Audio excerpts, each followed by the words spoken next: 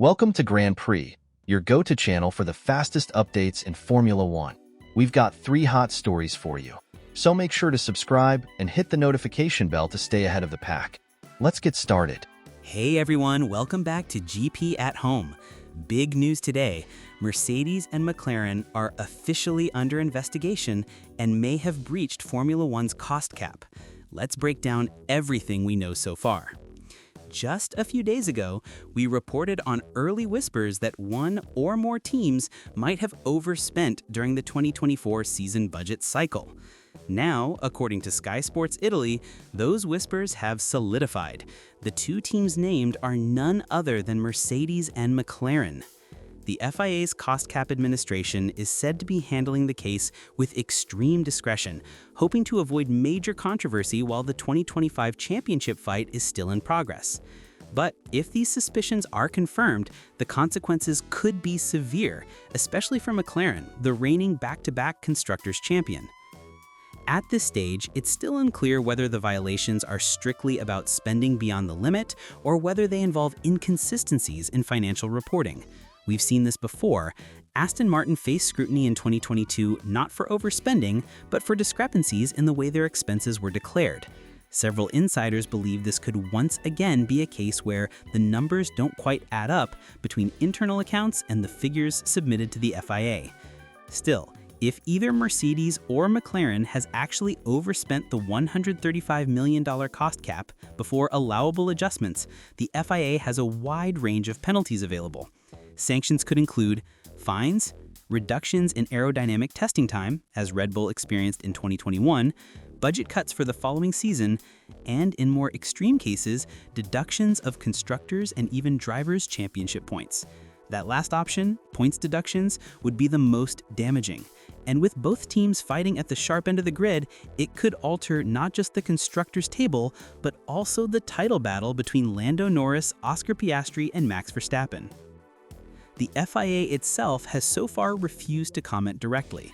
The governing body simply confirmed that all accounts remain under review and promised that the official compliance report will be published once the audit process is complete. This silence is fueling speculation. Some analysts argue that if the FIA already knows about breaches, it should not delay the announcement until after the championship concludes. Others believe the FIA is right to wait. After all, dropping a bombshell penalty in the middle of the season could destabilize the sport even further. So here's the bottom line. Mercedes and McLaren may or may not have breached the rules. If they did, the fallout could reshape the grid heading into the 2026 regulations. If they didn't, we may just be looking at accounting discrepancies that generate headlines but little more. But the fact that 2 of the biggest names in Formula One, teams with the deepest history, resources, and fan bases, are under the microscope makes the story impossible to ignore. So now I want to hear from you. Do you believe Mercedes or McLaren really went over the cost cap? Or is this just procedural noise, the kind of paperwork drama that never leads to real penalties? Drop your thoughts in the comments. This is one story we'll all want to keep an eye on. Hey friends, welcome back.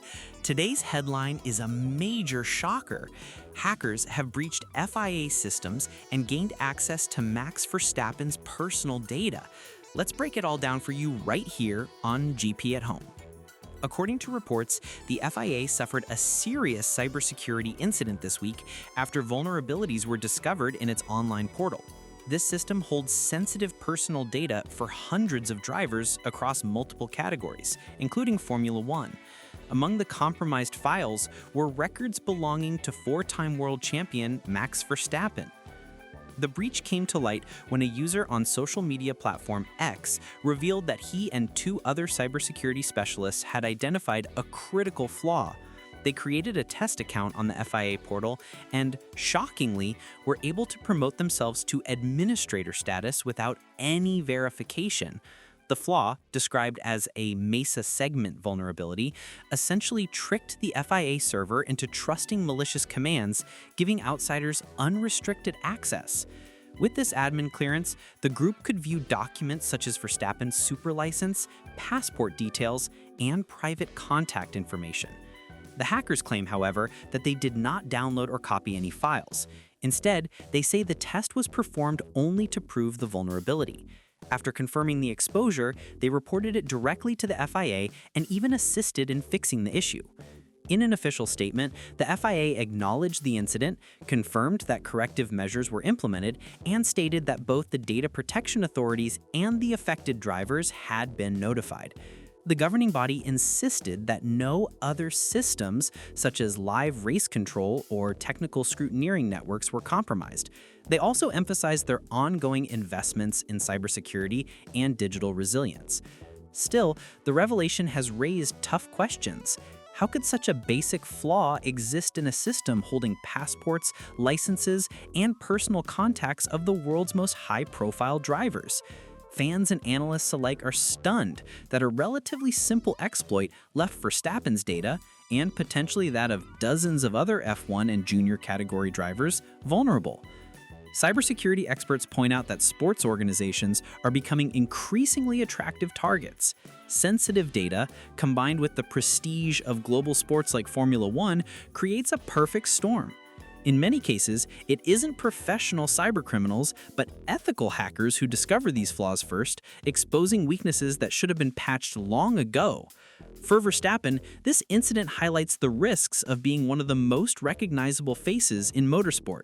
While no evidence suggests his information was stolen or misused, the mere fact that hackers could access his records underscores the urgency for tighter data protection in F1. So, what do you think? Was this a careless oversight by the FIA, failing to safeguard their drivers' information? Or, in today's digital world, is it simply inevitable that hackers will eventually find a way into almost any system? Drop your thoughts below. We'd love to hear your perspective on this surprising off-track drama. Hey friends, how's it going? Big question today.